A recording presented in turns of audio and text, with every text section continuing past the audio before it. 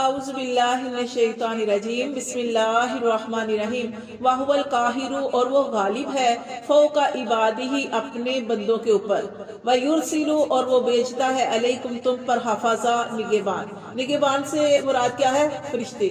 اس نے مقرر کر رکھے ہمارے ساتھ فرشتے. کیا کرتے ہو فرشتے؟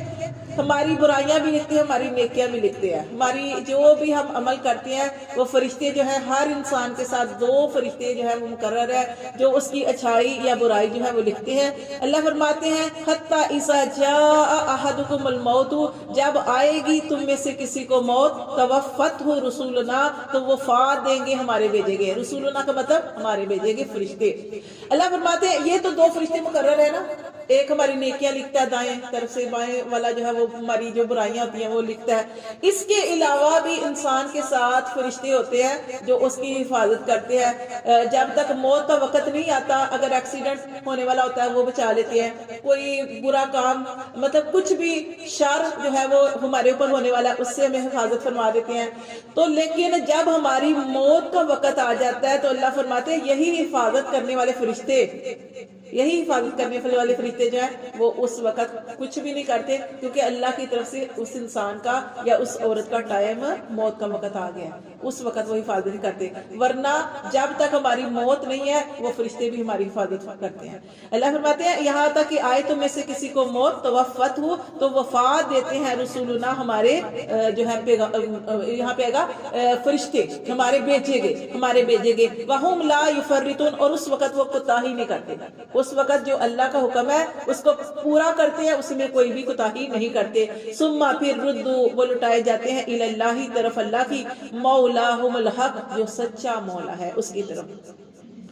اللہ سن رکھو لہ الحکم، اس اللہ کا حکم ہے، وہ فرشتے کچھ نہیں ہے. پیچھے حکم کس کا ہے؟ اللہ تعالیٰ کا. اللہ فرماتے ہیں کہ سن رکھو کہ بے شک سارا حکم اللہ ہی کا ہے. وَهُوَ أَسْرَعُ الْحَاسِبِينَ اور وہ اللہ جلد ہی حساب کرنے والا ہے. قل کہہ دیجئے مَن يُنَجِّيكُمْ کون ہے جو تمہیں بچاتا ہے، من ظلمات البر خشکی کے اندھیروں سے، کون ہے جو تمہیں بچاتا ہے خشکی کے اندھیروں سے، والبحر اور تری کے اندھیروں سے. اللہ فرماتے ہیں کون ہے جو میں تمہیں بچاتا ہے خشکی کے اندھیروں سے اور تری کے اندھیروں سے. جیسے میں نے آپ کو بتایا کہ جیسے خشکی کے اندر بھی جب خشکی کیا ہوتا ہے زمین کے اوپر بھی جب ہمیں کوئی مشکل پریشانی تکلیف آ جاتی ہے کون بچاتا ہے؟ اللہ. اور جب آپ سمندر میں ہوتے ہیں وہاں پہ کشتی میں کوئی طوفان آ جاتا ہے، لہریں آ جاتی ہیں، اس وقت بھی بچانے والا اللہ ہی ہوتا ہے. اللہ فرماتے ہیں کون ہے جو تمہیں بچاتا ہے خشکی کے اندھیروں سے اور تری کے اندھیروں سے. تدعونہ جب تم اس اللہ کو پکارتے ہو نا اپنی مشکل میں، اپنی پریشانی میں، اپنے دکھ میں، اللہ فرماتے ہیں تم پکارتے ہو اس کو تضرعا وخفیہ، گڑ گڑا کر. جب انسان کو تکلیف ہوتی ہے کیسے اللہ کو پکارتا ہے؟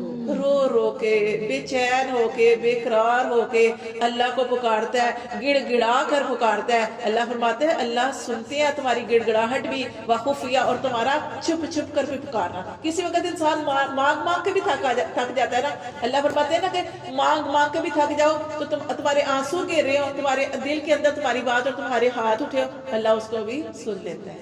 اللہ فرماتے ہیں اللہ سنتا ہے جب تم اس کو پکارتے ہو گڑ گڑا کر اور خفیہ. لئن اور تم کیا کہتے ہو؟ البتہ اگر انجانا، انسان جب پریشانی کے حالات میں ہوتا ہے، دکھ میں ہوتا ہے، تو اس وقت اللہ سے کہتے ہیں لئن انجانا، اے اللہ اگر تو مجھے نجات دے دے من ہذہ اس تکلیف سے، لنکونن تو میں ضرور ہو جاؤں گا من الشاکرین شکر کرنے والا. لیکن یہ انسان اللہ تعالیٰ شکوہ اصل میں ایک قسم کا کار ہے کہ جب انسان بیماری میں ہوتا ہے نا اور وہ بھولا ہوتا ہے اپنی، جب صحت کی حالت میں ہوتا ہے تو اسے پتہ ہی نہیں نمازیں پڑھنی ہے یا اللہ کے حق ہے یا بندوں کے حقوق ہے. مثال دے رہی ہوں، جب انسان بیماری میں ہوتا ہے تو اس وقت وہ کہتا ہے کہ اللہ اب مجھے صحت مل گئی نا، اب میں پوری نمازیں پڑھوں گا، میں پوری نمازیں پڑھوں گا، تہجد بھی پڑھوں گا، اللہ یہ بھی کروں گا. یعنی جتنی بھی نیکی کے کام ہوتے ہیں نا وہ سوچتا ہے کہ اب میں یہ کروں گا. اللہ فرماتے ہیں کہ اس وقت بڑے بڑے دعوے کرتا ہے، مال والا ہوتا ہے، کوئی نقصان ہو جاتا ہے، اس وقت اللہ سے کہتا ہے اللہ مجھ سے غلطی ہو گئی، شاید میں نے یہ نہیں کیا وہ نہیں کیا، اب میرے پاس مال آئے گا تو میں فلاں کے ساتھ بھی یہ معاملہ کروں گا، یہ بھی کروں گا وہ بھی کروں گا. اس طرح کے دعوے کرتا ہے. یہاں پہ بھی یہ بتایا گیا ہے کہ انسان جو ہے جب پریشانی کے حالات میں ہوتا ہے اس وقت کہتا ہے لئن انجانا من ہذہ، اللہ مجھے اس تکلیف سے نجات دے دے، لنکونن من الشاکرین میں ضرور اب تیرا شکر ادا کروں گا. قل اللہ، کہہ دیجئے کہ اللہ ینجیکم، اللہ ہی ہے جو تمہیں نجات دیتا ہے، منہا، اس تکلیف سے جس میں تم پھنسے ہوئے ہو، ومن کل کرب، اور ہر تکلیف سے نجات دیتا ہے، صرف اس سے نہیں بلکہ اللہ فرماتے ہیں کہ اللہ تمہیں ہر تکلیف سے نجات دیتا ہے، ثم انتم تشرکون، پھر تم وہی کام کرتے ہو، پھر تم اس اللہ کے ساتھ شریک ٹھہراتے ہو۔ اصل میں یہ کافروں کا یہاں پہ ذکر ہو رہا ہے، شرک سے مراد وہ جو ہے، ہم کافروں کے بارے میں بھی پڑھے ہیں کہ اللہ تعالیٰ فرماتے ہیں کہ وہ کیا کرتے ہیں کہ جب مشکل میں ہوتے ہیں اس وقت تکلیف آ جاتی ہے، جب سمندر کے اندر ہوتے ہیں، کشتی ہوتی ہے سمندر کے اندر اور لگ رہا ہے کہ کشتی ان کی ڈوب رہی ہے، اس وقت اپنے بتوں کو بھول جاتے ہیں، اس وقت وہ کہتے ہیں کہ ہمیں اللہ ہی بچائے گا۔ جب اللہ کو پکارتے ہیں اور کہتے ہیں اللہ ہمیں اس تکلیف سے نجات دے دے، اللہ ان کو صحیح سلامت جو ہے وہ کنارے پہ لے آتا ہے، جب کنارے پہ لاتا ہے پھر وہ اپنے بتوں کو پھر پوچھتے ہیں، بھول جاتے ہیں اس تکلیف کو، کہ اس تکلیف کی وجہ سے اللہ کو پکارا تھا، وہ سب بھول جاتے ہیں۔ اللہ فرماتے ہیں اللہ وہ ذات ہے تمہیں اس تکلیف سے بچائے گا اور ہر تکلیف سے بچاتا ہے، لیکن تم پھر ویسے ہی کرتے ہو۔ یہ تو کافروں کے لیے ہو گئی، تو ہمارے لیے کیا بات ہے؟ جیسے میں نے ابھی آپ کو بتایا کہ کیا کرتے ہیں، ہم بھی ایسے کرتے ہیں، ہم بڑے بڑے دعوے کرتے ہیں، ہمارے پاس مال ہوگا ہم ایسے کریں گے، ہمارے پاس یہ ہوگا ہم ایسے کریں گے، ہمیں صحت دوبارہ مل جائے ہم ایسا کریں گے۔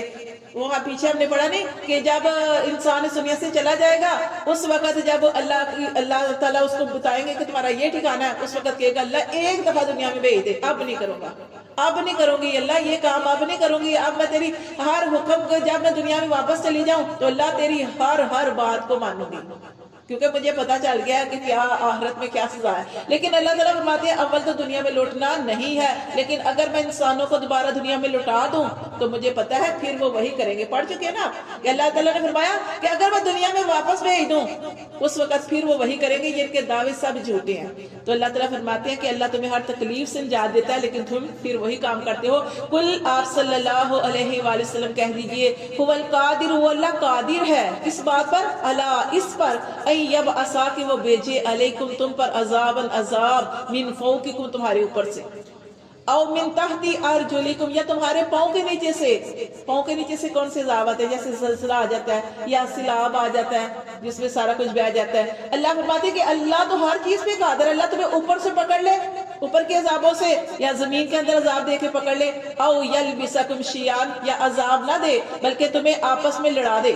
آپس میں جب لڑائی ہوتی ہے وہ بھی عذاب ہی ہوتا ہے نا، یا تمہیں آپس میں لڑا دے، شیعان، گروہوں کو، وَيَزِيقَ، اور تمہیں چکھائے، بَعْدَكُمْ بَعْضَ، بعض کو مزہ جنگ کا۔ اللہ معاف کرے، مزہ تو نہیں ہوتا لیکن وہ تکلیف ہی ہوتی ہے، لیکن اللہ فرماتے ہیں کہ اگر تم اللہ کی نافرمانیاں کرو گے تو اللہ سب کچھ کرنے پہ قادر ہے۔ انظر، اللہ تعالیٰ نے یہ ساری چیزیں بیان کرنے کے بعد فرمایا انظر، دیکھو، کیفا، کیسے، نصرف الآیات، کیسے ہم پھیر کر تمہیں سمجھانے کے لیے آیات جو ہے وہ تمہیں سمجھانے کے لیے بتاتے ہیں، لعلہم یفقہون، شاید کہ کوئی سمجھ جائے، شاید کہ وہ سمجھ جائیں، اس لیے اللہ تعالیٰ یہ تمہیں بتا رہے ہیں کہ اللہ قادر ہے، اللہ تمہیں پکڑ سکتا ہے، اللہ اوپر سے عذاب بھیج سکتا ہے، اوپر سے عذاب، جیسے بارش، مسلسل بارش جو ہوتی ہے وہ بھی عذاب کی صورت ہوتی ہے۔ اللہ فرماتے ہیں اللہ تعالیٰ زمین کے عذاب بھیج سکتا ہے، اللہ سب کچھ کرنے پہ قادر ہے، یا پھر عذاب نہ بھیجے تو ایسے لوگوں کے ساتھ، ظالم لوگوں کے ساتھ آپ کو، ظالم لوگ آپ کے اوپر مسلط کر دے، اللہ فرماتے ہیں تاکہ تمہیں پھر مزہ چکھو اس تکلیف کا۔ انظر، دیکھو، کیفا، کیسے، نصرف الآیات، ہم پھیر کر بیان کرتے ہیں اپنی یاد، لعلہم یفقہون، شاید کہ وہ سمجھے، وکذبا، اور جھٹلایا، بھی، اس کو، قوم کا، تیری قوم نے۔ اللہ فرماتے ہیں کہ قوم تیری نے سب کچھ سمجھایا میں نے، لیکن اس کے باوجود تیری قوم نے جھٹلایا، وَهُوَ الْحَقُّ، اور وہ حق ہے۔ قل، کہہ دیجئے، لست، آپ صلی اللہ علیہ وسلم ان لوگوں سے کہہ دیجئے جو آپ کی بات نہیں مانتے، ان سے کہہ دیجئے، علیکم بوکیل، میں تمہارے اوپر داروغہ نہیں ہوں، میں تمہارے اوپر کارساز نہیں ہوں، میرا کام صرف بتانا ہے، میرا کام صرف اللہ کے اس کام کو آگے تک پہنچانا ہے، لیکن میں تمہیں پکڑ کر دین کی طرف نہیں لے کے آ سکتا، پکڑ کر سیدھے رستے کی طرف نہیں لے کے آ سکتا۔ بلکہ آپ صلی اللہ علیہ وسلم، ہم پڑھ چکے، بہت زیادہ پریشان ہوا کرتے تھے کہ یہ بھی مسلمان ہو جائے، یہ بھی مسلمان ہو جائے، یہ بھی جہنم سے بچنے والا بن جائے، لیکن وہ نہیں آتے تھے اس طرح۔ تو پھر اللہ تعالیٰ نے قرآن مجید میں آپ صلی اللہ علیہ وسلم کو تسلی دی کہ آپ صلی اللہ علیہ وسلم اتنے پریشان نہ ہو، کیونکہ اللہ تعالیٰ نے فرمایا قرآن مجید کے کے اندر کہ اے محمد صلی اللہ علیہ وسلم آپ تو اپنی جان کو ہلاک کر لیں گے. وہ کہتے نا کسی کا دکھ لگا لینا, تو آپ صلی اللہ علیہ وسلم ایسے ہی تھے کہ یہ کیوں نہیں مسلمان ہو رہا, یہ کیوں نہیں ہو رہا.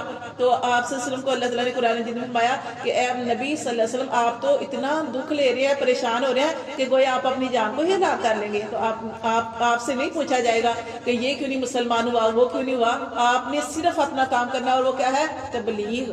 وہ آپ نے تبلیغ کرنی ہے. تو آپ صلی اللہ علیہ وسلم یہاں پہ بتا رہے ہیں کہ آپ صلی اللہ علیہ وسلم ان سے کہہ دیجئے کہ میں تمہارے اوپر دروگا نہیں ہوں, میں تمہارے اوپر کارساز نہیں ہوں, میرا کام صرف دعوت و تبلیغ کرنا ہے. پھر اللہ نے فرمایا لِكُلِّ نَبَإٍ, اور ہر خبر کے لیے مستقرن, اللہ نے ایک وقت رکھ دیا ہے. ہر کام کا اللہ نے ایک وقت رکھ دیا ہے. وَسَوْفَ تَعْلَمُونَ, اور جب وہ وقت آ جائے گا تو تم خوب جان جاؤ گے. بس